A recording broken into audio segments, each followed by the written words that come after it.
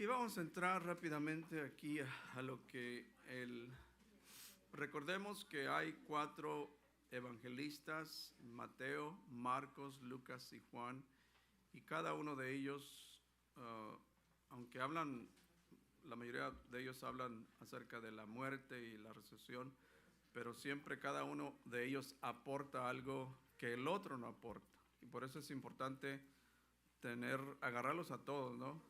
Pero en esta ocasión estamos compartiendo de acuerdo al Evangelio según San Lucas, y aquí el Evangelio Lucas nos presenta lo que se llaman las bienaventuranzas y los ayes. So the Gospel of Luke presents us with it's called the Beatitudes and the woes, not wow, woes. Algunos dicen que este es el sermón más grande que Jesús predicó. Si miramos ahí en Mateo capítulo 5, 6 y 7, ahí está lo que se llama el gran sermón del monte, que son 3 capítulos completos. Entonces algunos dicen que este es lo que Lucas está presentando, es como un resumen, o podemos decir la versión corta del gran sermón del monte. Y otros dicen que no es el mismo, que este es otro sermón. Y yo digo que yo no sé. Yo no sé. Amén. Pero sí me gustaría compartir aquí algunas, porque no todos, ya si miraremos el capítulo 5, 6 de Mateo, pues es muy, muy extenso de las bienaventuranzas, pero solamente voy a compartir aquí algunas bienaventuranzas y algunos ayes. Y aquí en el versículo 20, el Señor dice que alza sus ojos y a sus discípulos y dice que son bienaventurados. Y siempre cuando miramos esa palabra de bienaventurados, pues luego miramos que son dichosos, que son felices, que son afortunados. Y estaba mirando esto y encontré en R.C. Sproul. R.C. Sproul era un teólogo que él hace como 5 o 6 años me parece que falleció.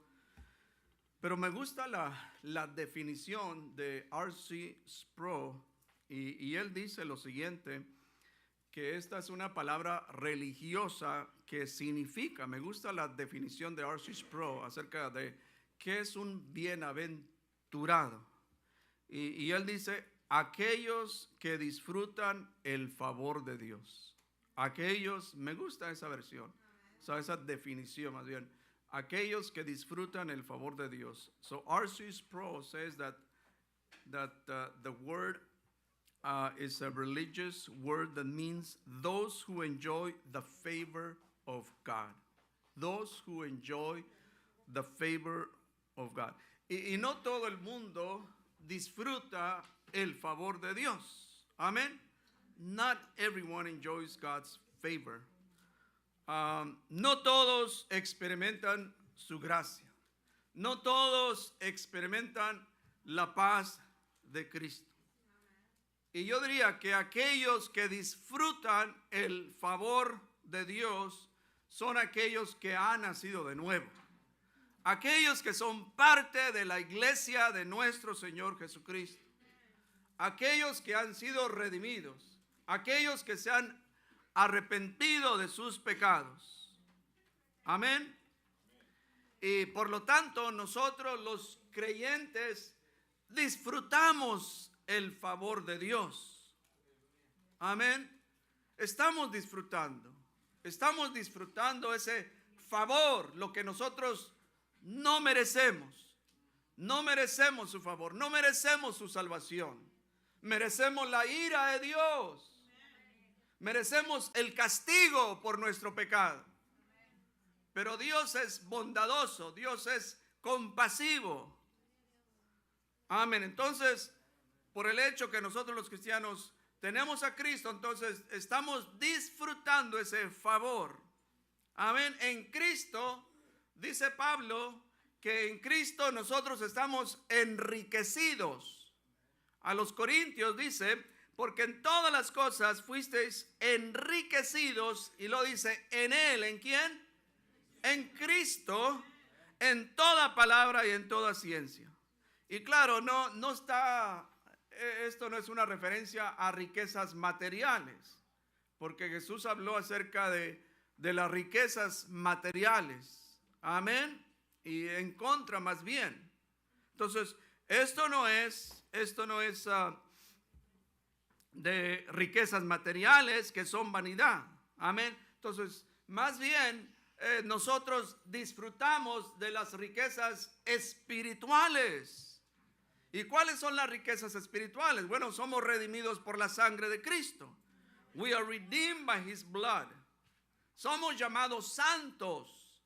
Amén. Así dice la Biblia. Pablo, cuando escribió las cartas, se dirigía a los santos de la iglesia, bla, bla, bla. Entonces somos santos, llamados santos. Hemos sido sellados por el Espíritu Santo. Nuestros pecados han sido borrados por su nombre.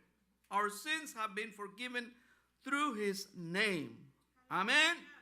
Y no solo eso, son bendiciones espirituales, pero nuestro nombre está escrito en el libro de la vida. Alabado sea su nombre. Y ahora estamos esperando de ser transformados de corrupción a incorrupción. Amen. And now we're waiting to be transformed from corruption to incorruption. Amén. Entonces aquí el Señor dice que son bienaventurados aquellos, dice, bienaventurados vosotros los pobres, porque vuestro es el reino de Dios. Blessed are you poor, for yours is the kingdom of God. Ahora es importante saber que en el primer siglo, en el Imperio Romano, claramente se podía distinguir los dos grupos de clase social. La clase alta, entonces se llamaba la clase alta, por lo general era gente rica, gente educada, gente que tenía poder. Y luego la clase baja, gente pobre en lo material, gente que no tenían educación. Y Jesús aquí en este sermón, en este pequeño un resumen, Jesús aquí pronuncia bienaventurados, las bienaventuranzas o los ayes. Entonces, las bienaventuranzas para la clase que era menospreciada, porque había la clase baja era menospreciada, era discriminada. Como hoy en día en algunos países también pasa esto, hermanos. Quizás aquí en Estados Unidos quizás es menos, pero en otros países ahí luego se distinguen las dos clases. Amén. Y entonces, y los ayes para aquellos que se creían la gran cosa. Entonces Jesús aquí pronuncia un aye para aquellos los que se creían la gran cosa.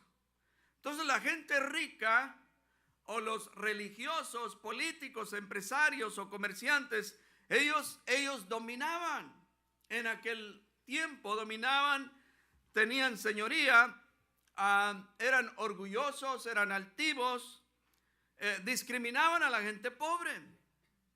Amén. O sea, eran muy reconocidos, tenían la voz. O siéntate aquí. Amén. Y la gente pobre, por lo general, o sea, el pobre en lo material y en educación, era la clase baja. Amén. Entonces, esta clase baja, ellos eran menospreciados, discriminados, ellos no tenían voz, ellos pasaban hambre, eran odiados. Ahora, si nosotros leemos este versículo literalmente como dice así, amén, como dice así, bienaventurados los pobres, entonces llegaríamos a la conclusión que la gente que vive en ese estado de pobreza ellos ya tienen el ticket al cielo. Si lo leemos así literalmente. ¿Sí me explico? Es decir, su pobreza los hace merecer el reino de los cielos. Pero la realidad no es así, hermanos. Jesús no está diciendo que los pobres, todos los pobres en el mundo, porque hay un porcentaje muy alto en el mundo donde la gente vive en un estado, un nivel de pobreza. Pero Jesús no está diciendo eso, que todos los pobres, ellos ya está garantizado el reino de los cielos. Amén. O sea, creo que Jesús quiso decir mucho más que aquellos que padecían esa pobreza material. Amén.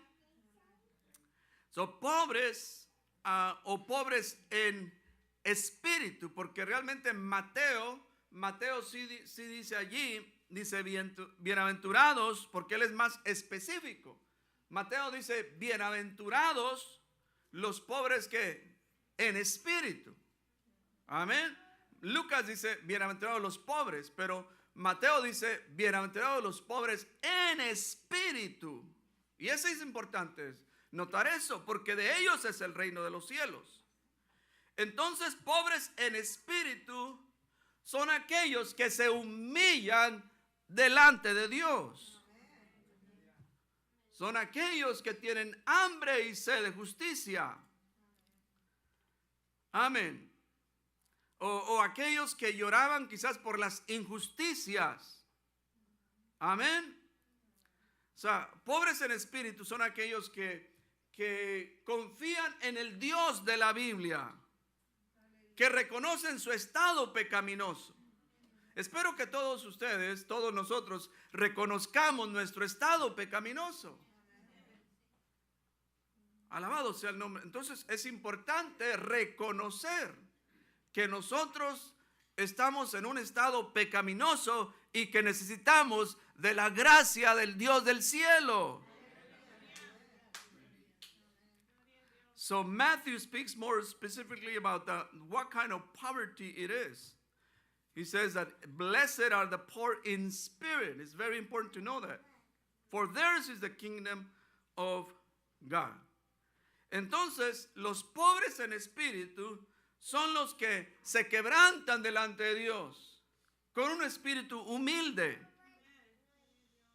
Isaías capítulo 54, verso 15 dice: porque así dijo el alto y sublime. ¿Quién lo está diciendo? El alto y el sublime. Eso es lo que él dice. El que habita la eternidad y cuyo nombre es el santo. Dice, yo habito en la altura y la santidad.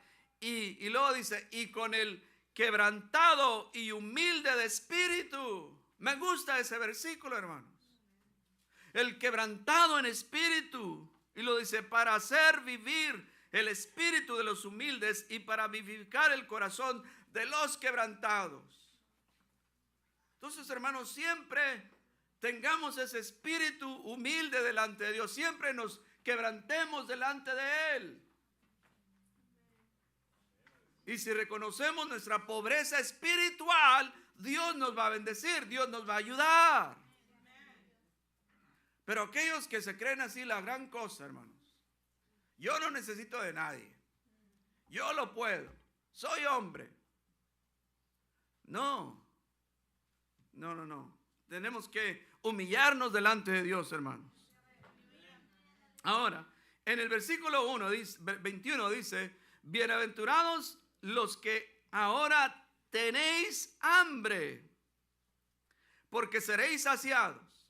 Entonces, y nuevamente no creo que el Señor está hablando de el hambre física. Amén. No está hablando del hambre física, sino que no es apetito de comida. Amén. Porque aquí algunos de nosotros no desayunamos y tenemos hambre. Pero al rato nos vamos, hermanos, y vamos a ir a lonchar. Amén. Pero no es apetito, sino que hambre. Bienaventurados los que tienen hambre, puede ser hambre de justicia. Amén. Póngase a pensar por un momento las naciones, los pueblos que viven constantemente en guerra. Porque hay naciones en este mundo que parece que toda la vida están en guerra. Toda la vida están guerra y guerra y guerra. Y la gente llega un momento que la gente está cansada, hermanos. La gente tiene hambre de paz. Tiene ese deseo de vivir una vida tranquila. Tienen hambre de justicia. Nosotros debemos tener hambre de Dios. Debemos desear a Dios, desear su palabra constantemente. Nuestro apetito debe de estar por la palabra de Dios. Pero hay gente que su apetito está por las redes sociales. Se levantan y luego lo primero que van es ¿qué está pasando en las redes sociales? Eso está, ya nomás el celular ahí está a la par. Amén. No, hermanos, tenemos que tener hambre de Dios. El salmista, su alma deseaba a Dios. Salmo 42:1, muy conocido ese versículo, dice: como el ciervo brama por las corrientes de las aguas, así clama por ti, Dios, el alma mía. Qué precioso, hermanos, que nuestra alma esté clamando por el Dios vivo, el Dios verdadero. Oh, deseamos a Dios, hermanos, con todo nuestro corazón. Y Dios es el único que satisface la sed espiritual del hombre.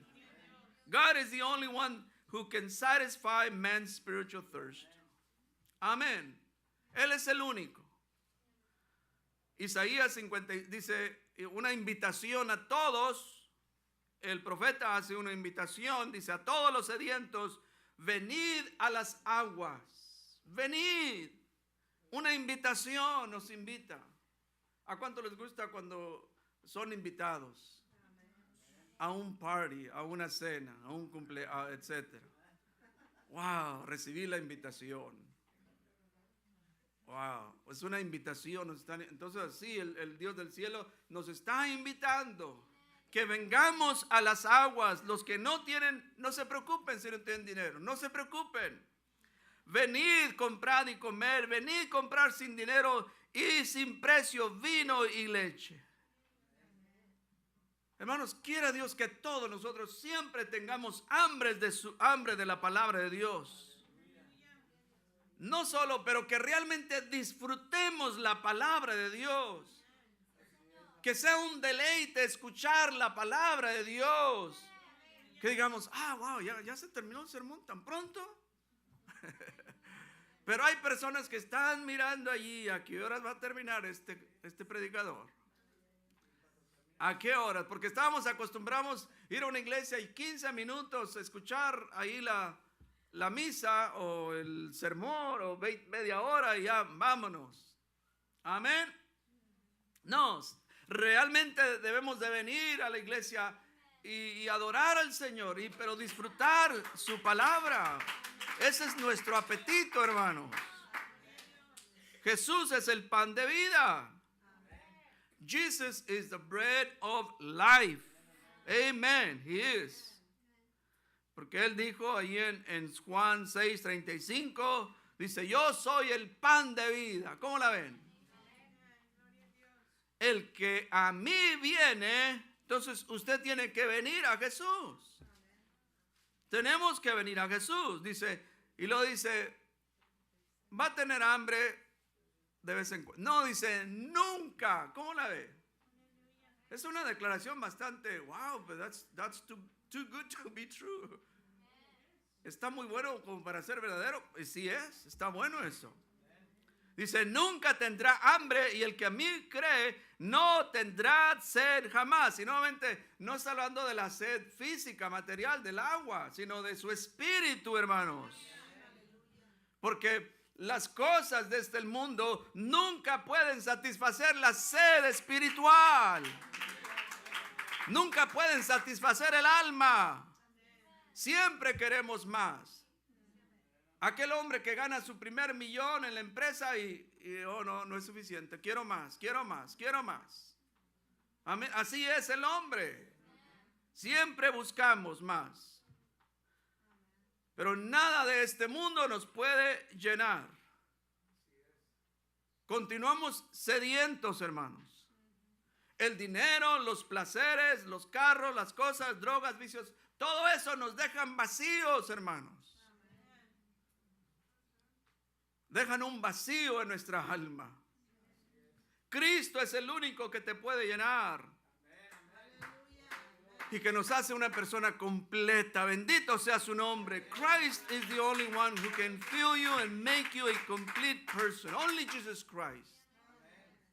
Por eso aquí en esta iglesia exaltamos a Cristo Jesús.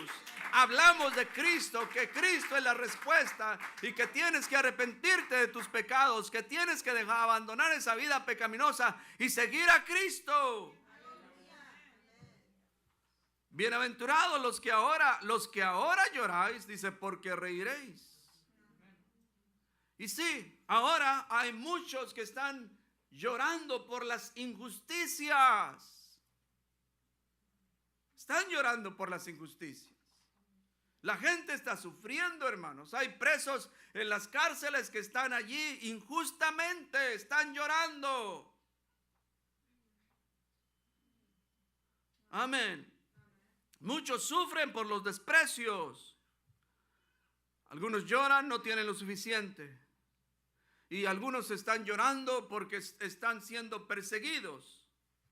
Y Jesús vino, Él tuvo compasión, hermanos. Él tuvo compasión a aquellos que eran, porque sí, en el tiempo de Jesús eran maltratados, eran despreciados. Pero ahí dice Juan en 16:20, dice, Jesús dice, de cierto os digo, que vosotros lloraréis y lamentaréis, y el mundo se alegrará, pero aunque vosotros estéis tristes, vuestra tristeza se convertirá en gozo. Y recordemos, hermanos, que el lloro de hoy en día, la angustia es temporal. Porque Dios promete gozo y alegría en la eternidad. Ahorita sí, algunos sufren por las injusticias, pero vamos a reír, vamos a gozar con Cristo por toda la eternidad. Por eso ahí en Apocalipsis capítulo 21:4 dice, enjugará Dios toda lágrima de los ojos de ellos y ya no habrá más muerte, ni habrá más llanto, ni clamor, ni dolor, porque las primeras cosas pasaron. Qué promesas tan hermosas el Dios del cielo tiene para con nosotros. ¿Se da usted cuenta de las bendiciones que nosotros los hijos de Dios tenemos? Ahora, por otro lado, los que ahora están aparentemente riéndose y disfrutando de los placeres de este mundo, porque hay gente así, ¿qué vida llevo? Los placeres, mira las riquezas. Amén. Sí, hay gente que está así y disfrutando de los placeres, viven una vida desenfrenada. Ahorita están riendo, pero después van a lamentar. En la eternidad serán atormentados. Amén. Sí, hay gente hoy en día, se enriquecen pisando a otros. Y disfrutan, se gozan, se ríen, mira todo esto. Pero ahí les viene, hermanos.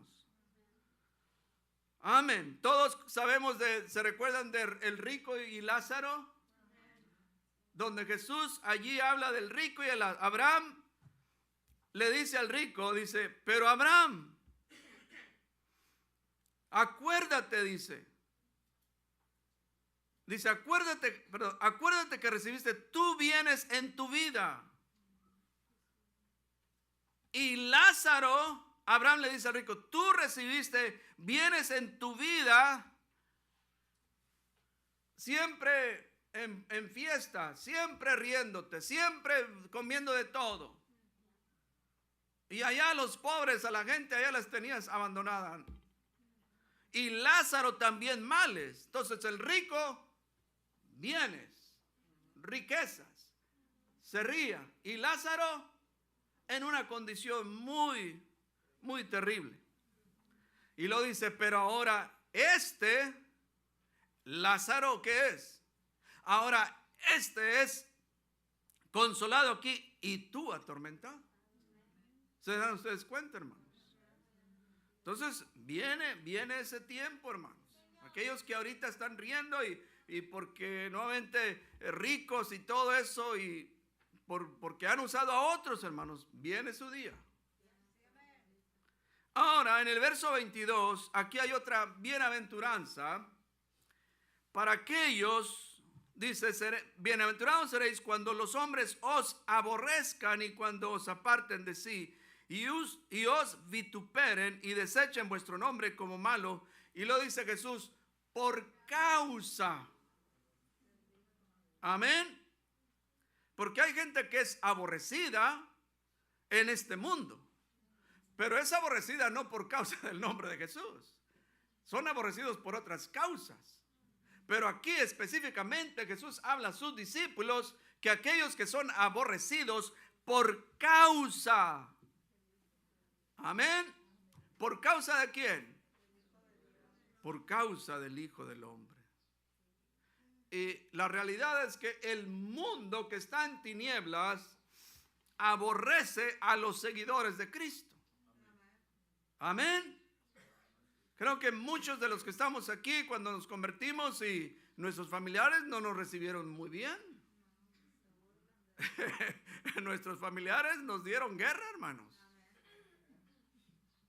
En vez de que, qué bonito que vas a una iglesia. Qué bonito que te hiciste, hermanos. Me da mucho gusto. No. Nos fue muy mal, hermanos. Nos fue muy mal. Amén. Entonces el mundo nos aborrece porque no somos del sistema del mundo. Amén. No seguimos la corriente de este mundo.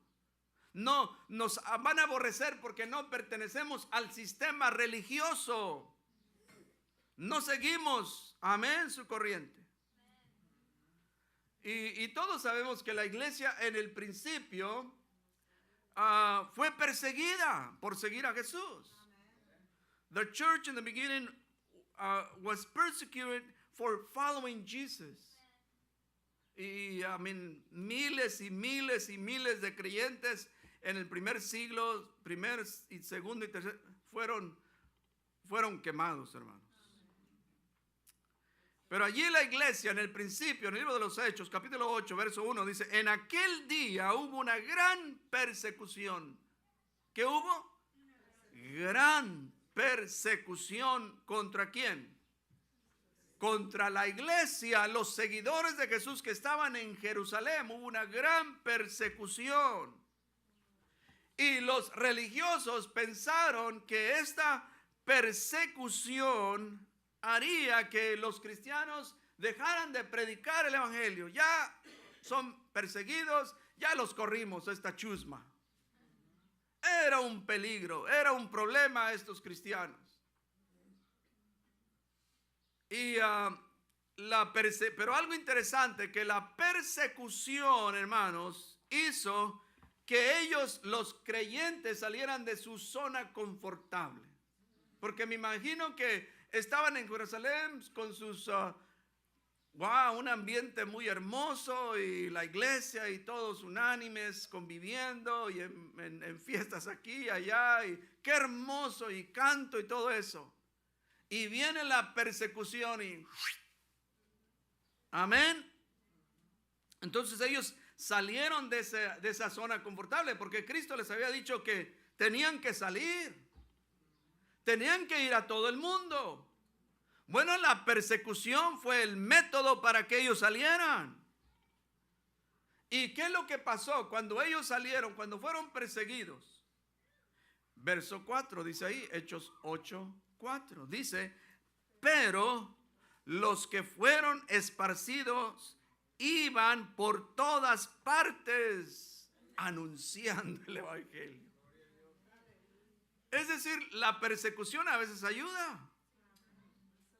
La persecución ayuda a la iglesia a predicar el evangelio.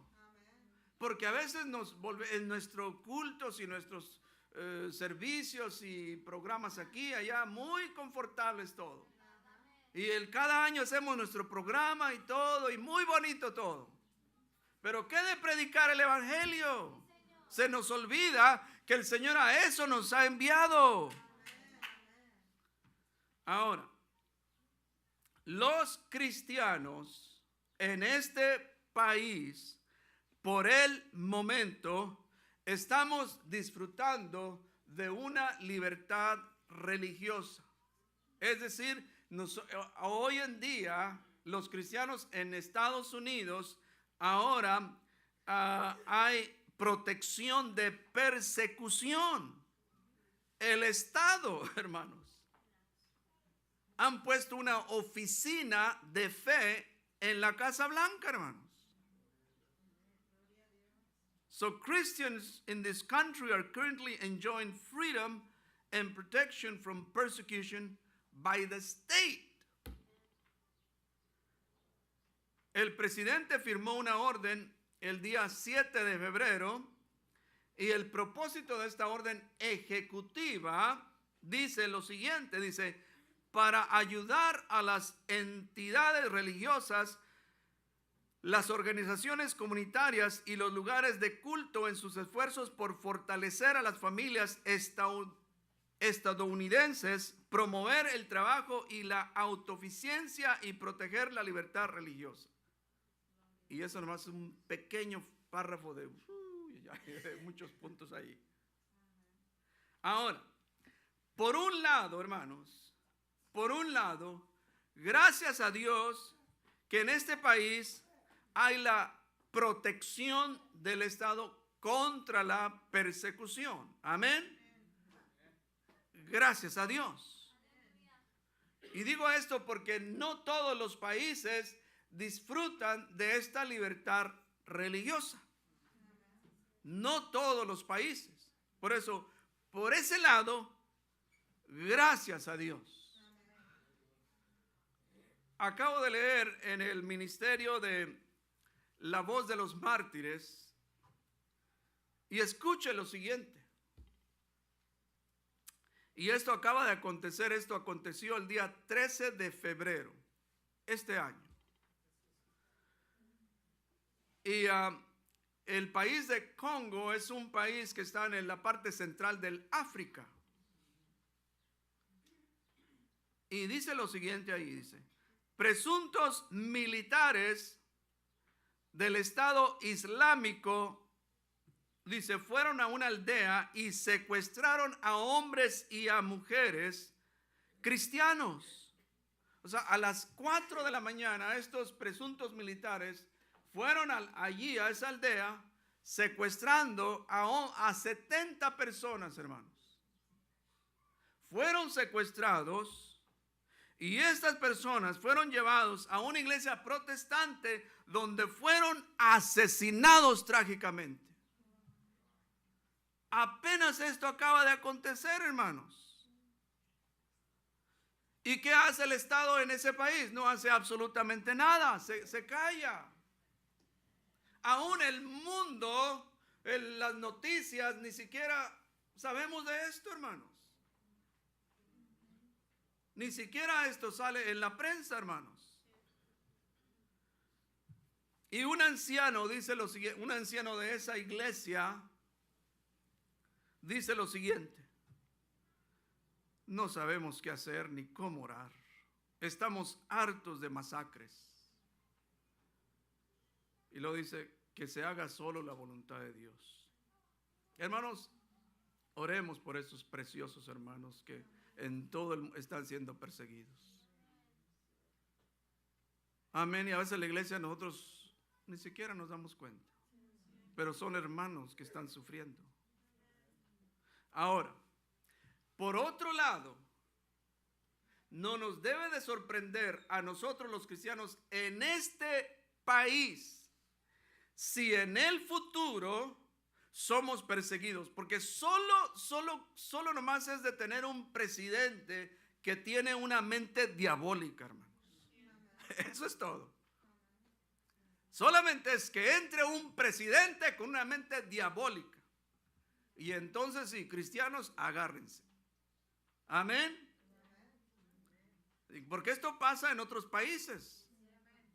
Y hay muchos países. Les invitamos a que este ministerio de la voz de los mártires, que mi esposo y yo pues apoyamos, mucha información. Entonces, la realidad es que los cristianos verdaderos, porque hay cristianos y hay cristinos, y hay hermanos y hay primos. Entonces no todos son cristianos verdaderos. Amén. No todos son, pero los cristianos verdaderos, ellos serán perseguidos. Y Juan 16:33 dice: estas cosas os he hablado para que en mí tengáis paz. Y por eso Jesús ahí promete, dice: en el mundo tendréis aflicción, pero confiad, dice, yo he vencido al mundo. Entonces, hermanos, en este mundo vamos a tener aflicción por causa de su nombre. Vamos a ser afligidos. Pero en medio de esa aflicción, en medio de la persecución, confiemos en Dios. Cristo venció al mundo.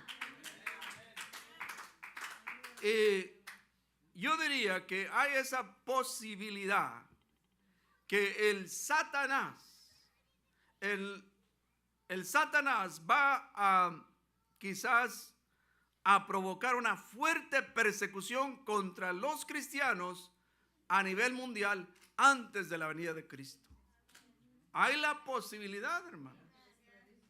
Por eso ahorita estamos nosotros en este país. Wow, qué hermoso. Que ahora en la Casa Blanca hasta nos ponen una oficina para, aunque no estamos muy de acuerdo de quién está allí, pero bueno. O sea, es decir, la representante de la fe. Pero esa es otra historia, hermanos. Amén. Pero solo por medio de la sangre del Cordero nosotros vamos a salir victoriosos. Miren lo que dice Apocalipsis, dice, y ellos le han vencido, dice, ¿por medio de quién? Por medio de mi abogado allí, que me defendió. Por medio de la sangre del Cordero y de la palabra del testimonio de ellos, y menospreciaron sus vidas hasta la muerte. ¿Cómo la ve? ¿Todavía quiere usted seguir siendo cristiano? Amén. Pues agárrese, porque esto nos promete. Amén. Esto el Señor nos promete. Que Dios nos ayude. Que Dios nos ayude, estemos bien firmes en la fe de Cristo. Que no lo neguemos en ese momento de persecución, en ese momento cuando nos digan, ¿eres tú uno de ellos? Como Pedro se le dijo. Una criada le dijo eso. No era un soldado romano que traía ahí no, era una criada. No, yo no soy uno de. Que Dios nos ayude, hermanos. Pero aquí dice el verso 23, dice, gozaos en aquel día y alegraos, porque he aquí vuestro galardón es grande en los cielos. Porque así hacían sus padres con los profetas. Entonces Jesús los estaba preparando a lo que iba a venir. Ellos serían perseguidos, ellos serían atribulados, su fe sería probada. Amén. Entonces hay que aguantar, hermanos. Si vienen las pruebas, si vienen las tribulaciones y si viene todo, pues hermanos, hay que tener ese gozo. Amén. No venir a la iglesia, ay hermanos, oren por mí porque ya el diablo me trae. El diablo ya me trae, hermanos. Esta prueba que llevo, hermanos, es muy difícil. Si tú la llevaras, no la harías. Escuché a un hermano así decir. Dije, wow. Pobrecito, hermano. No, hermanos. Santiago dice, hermanos míos, tened por sumo ¿qué? Gozo. Tened por sumo gozo cuando os halléis en diversas pruebas, sabiendo que la prueba de vuestra fe produce paciencia.